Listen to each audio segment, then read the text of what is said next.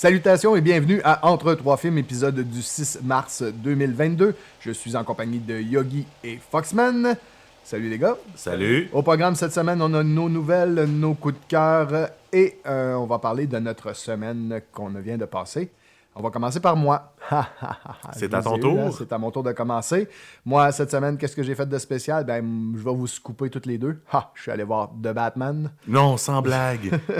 On a réalisé une émission spéciale pour ceux qui ne sont pas au courant, qui est déjà en ligne sans spoiler. Une émission vraiment spéciale que vous pouvez écouter sans avoir vu le film. C'est pas une problématique. Et dès lundi à 20h, nous aurons la version avec spoiler pour ceux qui auront déjà vu le film, qui voulaient avoir nos opinions sur le sujet. Vous allez pouvoir l'écouter si les spoilers ne vous dérangent pas également.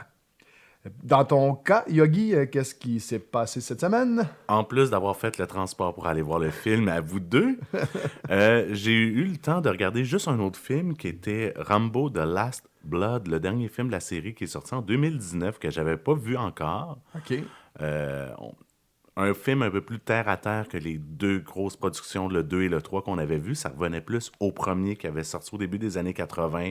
Puis le 4, lui? Le 4, j'en parle même pas. Il existe-tu? Oui, il existe, mais Il est quand même meilleur que le 3. Là. Ouais, c'est sûr. Le 3, je pense que c'était le pire des 5. Ah oui, sa grosseur, c'était du blue light, là, du liquide qui craque, là, des genres de blue stick, des blue sticks. Ouais, c'est ça. On dirait que le 2 et le 3, c'était juste pour voir Stallone en chest tout le long du film. Là. Le 2, c'est un classique du cinéma d'action des années 80. C'est le template d'à peu près tous les films qui sont venus après. Puis le 3, c'est une grosse publicité pour les raves, avec des glow sticks. Non, mais c'est vrai, pareil. Tu sais, les films comme Commando, on n'aurait jamais eu ça si Rambo 2 n'aurait pas existé. Ça n'avait pas eu lieu. Et dans ton cas, Simon, cette semaine? Moi, j'ai écouté beaucoup de vidéos sur The Batman, juste pour... moi, j'aime ça savoir tout avant. Bon, on s'entend que c'était l'événement de la semaine. Oh oui, c'était l'événement de la semaine. C'était un des films les plus attendus de l'année, même. Oui, juste à écouter nos émissions spéciales pour avoir notre opinion sur ce film. C'est ça. Mais il y a eu beaucoup de haters puis beaucoup de vidéos faites sur YouTube par rapport à ça. Puis... pas vraiment de haters par rapport à ça. OK. Je te dirais que le monde l'encense. Le monde l'encense. Oui. On dit des hamers. Oui. Donc des lovers. Des lovers. Des hamers. C'est des lovers. Je comprends pas la... Moi, c'est ma montée de lait cette semaine, c'est ce que je comprends pas. Le conseil général qu'il y a présentement sur la qualité du film, comment c'est un bon film. Oui, c'est un film bien fait. Mais le monde, faut me dire, c'est le Batman parfait. C'est toujours un peu intriguant quand il y a une unanimité quelque part puis qu'il n'y a pas de corde dissonante. Ça sonne toujours faux. Ouais. S'il y avait quelques voix dissonantes dans le tas, tu ferais comme, OK, ben c'est pas tout le monde qui est d'accord, donc ils ont peut-être pas toutes été payés. Parce que moi, j'ai l'impression que j'ai pas vu le même film que le monde. C'est ça. Au cinéma de Beauport, il y avait une take vraiment spéciale juste pour nous Il y avait trois. un montage... Alternatif. Ouais. Non, sérieusement, là. Puis, j'ai redécouvert un site web qui s'appelle Layton Eversoul, le gars qui a le site, le channel YouTube. Little Evil. Layton. Layton Eversoul. C'est un gars qui fait des rétrospectives de films. Il prend un film, mais il décortique au complet, mais en disant l'histoire, comment que le film a été produit, pourquoi ils ont fait tel choix artistique, etc. C'est super intéressant. Le monde devrait aller voir ce qu'il dit parce que c'est quelqu'un qui s'y connaît. Puis c'est un gars qui fait ça de chez lui. Il fait un documentaire d'un heure et demie par 2 mois. Puis il choisit un film, puis il fait son documentaire. Il fait sa recherche. C'est une bombe. Si vous avez aimé mon dossier Batman de la semaine dernière, c'est dans le même genre, mais visuel. Petite question là-dessus. Est-ce que c'est pour initier ou pour monsieur, madame, tout le monde? Mais nous autres, on trouve des petites graines de morceaux de gâteau. Des petits morceaux de gâteau que les autres pourront pas... Nécessairement trouver. Exactement. C'est vraiment un channel YouTube à découvrir. Eh bien, c'est déjà l'heure de nos nouvelles. On va commencer ces nouvelles avec Will Smith et Jessica Chastain qui ont remporté au Screen Actor Guild. Oui, ils ont eu l'option sur le score. Oui, c'est une longueur d'avance. Ouais, c'est une très grosse longueur d'avance avoir gagné le Screen Actor Guild Award. Et pour moi aussi, c'est une longueur d'avance parce que c'est ma première prédiction. Au moins, on n'a pas fait de pool puis on n'a pas parié de l'argent cette année. Non, Ah. mais Tammy Faye, moi, ça me surprend.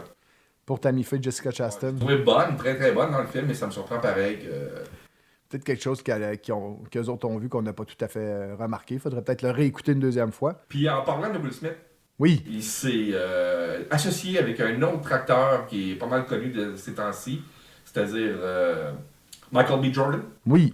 Puis il va produire avec Michael B. Jordan, avec sa compagnie de production à lui, et la compagnie de Michael B. Jordan. Et ils vont aussi jouer dans le film. Ils vont faire une suite à un des films de Will Smith qui date d'une 10 à 15 ans. Qui théoriquement ne devrait pas avoir de suite. Ouais, puis le film, c'est I Am Legend, Je suis légende. Basé sur le roman classique de Richard Matheson. Est-ce qu'on sait que les deux vont être co-vedettes ou Oui. s'il y en a un qui est producteur? Ils font pas, Michael B. Jordan se met pas dans comme producteur dans un film où ce que Will Smith va jouer, puis ça ne donnerait rien parce que Will Smith est capable de produire le film par lui-même. Là, Fait que les deux vont être à l'écran. Les deux vont être à l'écran, puis le fait cocasse, c'est que c'est écrit par Akiva Goldsman, les gars. Ah, j'ai déjà mal. Il avait produit le premier film, il l'avait heureusement pas écrit. Ouais. J'ai bien dit heureusement pas écrit. Là, il l'écrit. Il l'écrit. Et ça veut pas dire nécessairement que c'est lui qui va finir de l'écrire. En tout cas, on peut espérer. Ça me surprendrait parce que c'est un gars qui quand il tire sur la couverte de son bar. Oh oui, il tire fort. Ça va être pénible si c'est vraiment lui qui fait le projet de A à Z du scénario. Là. Il y a des rumeurs qu'il le réalise. Il y a la réalité qui dépasse la fiction avec la série Lupin. Lupin, oui, il y a eu un vol. Mais un vol, comme dans les films. OK. Sur le tournage de Lupin. Sur les lieux du tournage. Il y a des cambrioleurs, sûrement pas de gentlemen, Sait-on jamais. qui sont introduits sur le plateau de tournage, qui ont envoyé des petits feux d'artifice et qui ont volé pour à peu près 300 000 € d'équipement technique, équipement de caméra, de son, etc. L'équipe de tournage s'est fait dérober pour 300 000 € de stock Dans une série. de vol. C'est quand même bien.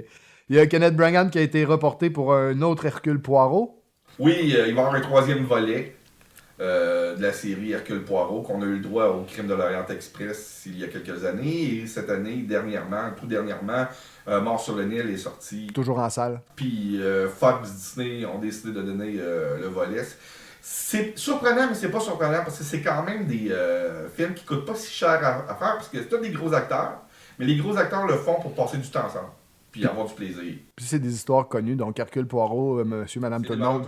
Des valeurs sûres. C'est ça. Et ça transparaît aussi à l'écran de voir qu'ils ont du fun à jouer ensemble. Ouais, puis en parlant de Fox Disney, ils ont donné à Papy Ridley Scott. Papy. Non, mais je l'adore. Pour le monde qui ne sait pas, c'est mon réalisateur vivant préféré présentement. Mais là, il va juste produire.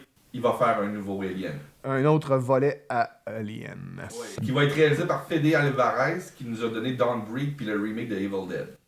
Ah, Ça peut être intéressant. je trouve que le mélange est un peu surprenant, mais... À la base, Alien, c'est des films d'horreur. Ouais. Tu sais, le monde dit que c'est des films de science-fiction, mais c'est juste le setting qui est Qui science-fiction. est dans l'espace, c'est ça. C'est la seule différence. Ouais. Mais effectivement, c'est des films d'horreur. Puis si on écoute Dawn Breed, ou je sais pas c'est quoi le titre en français, malheureusement, parce que je l'ai jamais vu en français, ce film-là. Ne respire pas. Ben, Mhm. ça, c'est textuel. Au Québec, oui, on... La traduction québécoise est assez textuelle. Non, mais des fois, ils changent le titre au complet. Là. Ouais. Tu sais, retiens ton air, tu sais, ça peut être n'importe quoi. Bébé chauffe mon char. C'est ça. Tu sais, quand on regarde un film justement comme Dawn Breed, on peut voir la DNA un peu des liens, tu sais, marcher dans un couloir, faut pas faire de bruit pour pas que la bébête arrive, tu sais. C'est un... Moi, je trouve que c'est un bon film. Oui, ça va être bon. On l'espère. Ouais, puis en parlant de Disney, Bonne ou mauvaise nouvelle? ben, il y en a qui vont être contents, d'autres pas contents. Parce que Disney+, ils vont faire un nouveau... comment je pourrais dire? Un nouveau tarif. Un nouveau tarif, exactement. Une nouvelle braquette de tarifs pour Disney+. OK. Puis ça va être un tarif beaucoup moins cher que ce que le monde paie présentement. Qu'est-ce qui est bien. Mais malheureusement, vous allez avoir des annonces. Donc, il y a un forfait avec annonce moins cher que ce qu'on paie présentement. Mais est-ce que le forfait qu'on a présentement, on va pouvoir le garder? Oui. OK. Une chance. C'est comme, ouais, on réduit tout le monde, mais vous allez avoir des pubs maintenant. Là, il y aurait eu du monde qui aurait été très, très, très de mauvaise humeur. Mais là... Surtout, mais qu'on écoute Obi-Wan, puis qu'on voit Darth Vader arriver. Tu l'annonces? Darth Vader est une commandite de Scott Towell. Ça ramasse après. Non, mais tu sais, c'est un fait assez bizarre. Puis du côté streaming, la série Halo s'en vient. Oui. Oui. Steven Spielberg est producteur de la série, mais normalement, un producteur, quand on met un nom de Steven Spielberg dans une série télé, on s'entend-tu que c'est juste pour vendre la série? C'est pour vendre la série. Mais pas ce coup-là. Superviser les scénarios, il a choisi les auteurs, il a choisi les réalisateurs, il a même aidé à superviser les effets spéciaux. Il a joué le rôle de studio à lui tout seul, comme c'est là. Ouais, c'est un homme studio.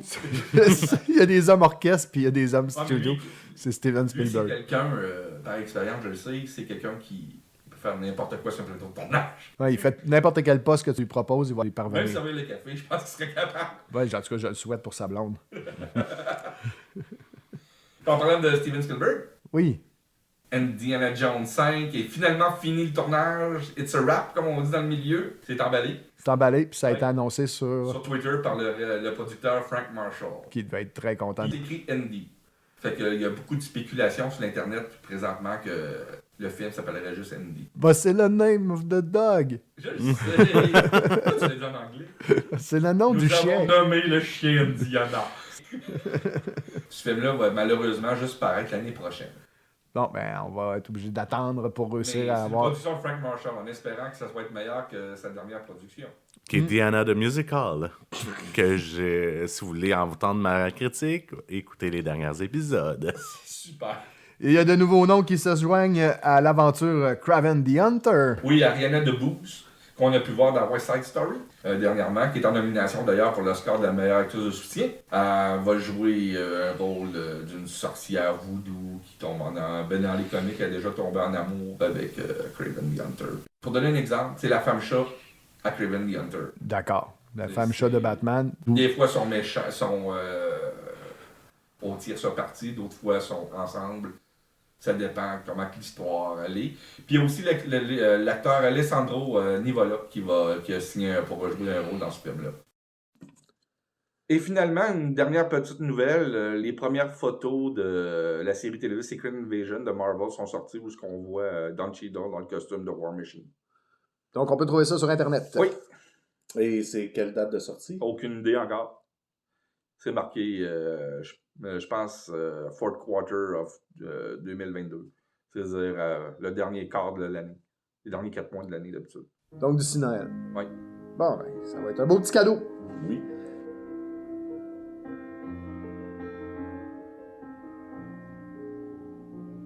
Les coups de cœur de la semaine. C'est maintenant l'heure des coups de cœur. On va commencer les coups de cœur, tiens, avec le... La même heure, c'est toi qui avais commencé tantôt. Pour vrai? Oui. Ok, d'accord, je vais commencer.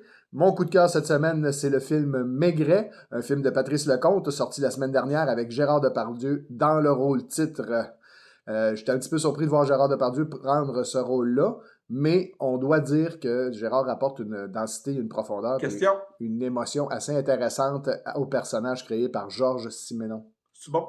C'est très bon, sinon ce serait pas mon coup de cœur. Non, mais des fois, c'est des fois juste pour l'expérience. Plus. Moi, j'ai vraiment aimé, surtout pour Depardieu, qui donne vraiment un take très personnel, puis comme c'est un personnage qu'on connaît tous, Maigret, mais là, on y va vraiment dans sa vie, on rentre, de par le roman sur lequel c'est basé, qui est Maigret et la jeune morte.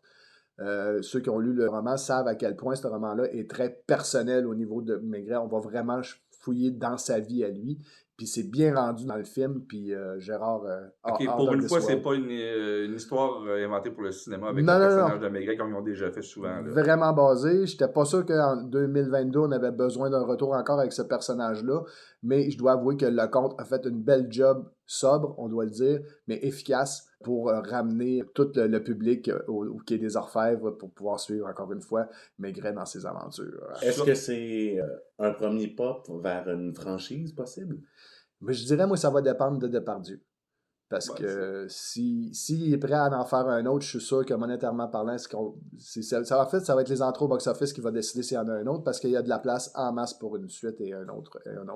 Mais si Gérard il décide qu'il s'en va vivre en URSS pour toujours, avec ce qui se passe, ben ça se peut qu'on n'aille pas de suite. Puis surtout que c'est drôle parce que les Britanniques ont fait leur version il y a 3-4 ans, gros maximum, avec Rowan Atkinson. C'est une série télé, par exemple. Mais puis là, revenir avec un film aussi vite, C'était peut-être justement pour exorciser ce qui avait été fait par les Américains. Surtout Rowan Atkinson. D'un autre côté, Par les il y a eu Britanniques. combien de Sherlock Holmes qui ont été faits depuis les 10 dernières années? Oui, et puis Maigret, il y en a eu beaucoup aussi avant. Là. Ouais, c'est Il y a juste. eu des dizaines de séries télévisées, il y a eu des films. Puis ça faisait depuis.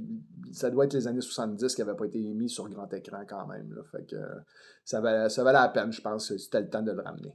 Dans ton cas, ton coup de cœur, mon cher Yogi?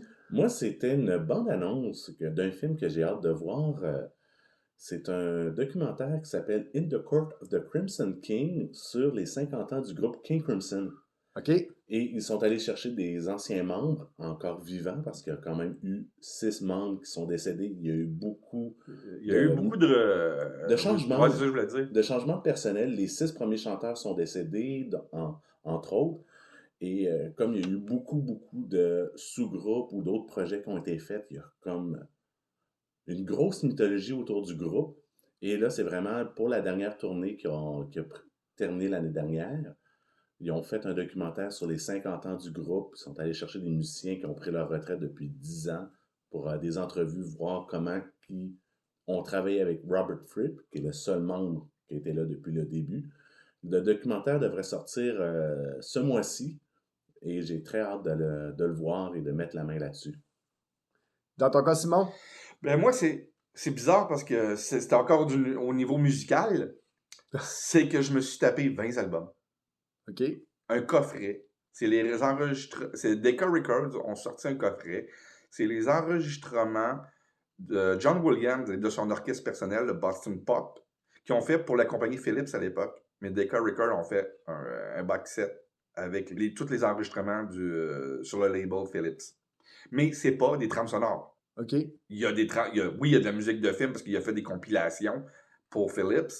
Mais parce que le Boston Pop, il n'enregistre jamais ses trames sonores avec le Boston Pop. Il va le faire avec les orchestres avec de studio, ou des philharmonies, des orchestres de studio, ou l'Orchestre symphonique de Londres. Généralement, c'est l'Orchestre symphonique de Londres qu'ils utilisent pour enregistrer les trames sonores de films. Là, il y a des interprétations de ces chansons faites par le Boston Pop. Mais c'est pas juste ça. Il y a même un disque dans les 20 qui est un disque pour enfants. C'est Pierre et le Loup et Casse-Noisette. Le deuxième côté du disque, c'est Casse-Noisette. Le premier, c'est Pierre et le Loup.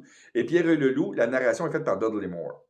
Oh, ça peut être bon. C'est excellent. C'est l'un des meilleurs disques. Bon. Surtout que pour apprendre les instruments de musique, Pierre et le Loup, c'est un des meilleurs les instruments de musique d'un orchestre symphonique. Ben, c'est la version d'un disque pour enfants de John Williams. C'est comment John Williams pour amener un disque pour enfants, je peux pas voir mieux. Là. Mais Pierre et le Loup est, en partant, une œuvre pour enfants. Oh oui, mais c'est ça, il marque, ils disent que c'est un disque pour enfants. Puis il y a des albums, mais t'entends des pièces que t'entends pas souvent enregistrées, comme son hymne olympique. T'as un disque, c'est John Williams Goes to Broadway, où il reprend des thèmes de Broadway. T'as un disque, c'est plus du Gershwin, plus ce style-là. Il y a même ça je l'ai trouvé un peu bizarre, il y a un des 20 albums que c'est Les Planètes. Oh, non, mais c'est John Williams. Ça ressemble à tout ce que tu as fait, quoi. C'est ça. Tu nous montres ton inspiration principale pour Star Wars. Oh, mais ça, je l'ai trouvé drôle quand j'ai vu que Les Planètes étaient là. Ouais. J'ai trouvé ça vraiment... Mais c'est un album que la qualité sonore, puisqu'ils ont tout remasterisé, c'est juste du bonbon à écouter. Si vous aimez la musique classique, si vous voulez découvrir la musique classique, si vous voulez entendre les meilleurs thèmes, tu les as pas toutes, là, t'as pas toute la série de thèmes et de trames sonores de John Williams, mais ses principaux sont là quand même sur certaines compilations. En espérant que vous avez apprécié cet épisode et que vous serez de retour pour le prochain, vous pouvez nous suivre sur baladoquebec.ca, Spotify, iTunes, Google Balado, Facebook, YouTube. N'oubliez pas d'appuyer sur j'aime et de vous abonner à nos pages. Partagez notre page d'ailleurs à vos amis qui aiment le cinéma. Et on vous en remercie d'avance. C'était Entre trois films. Je suis toujours DJ Patoff en compagnie de Yogi et Foxman. Et on vous dit à la prochaine.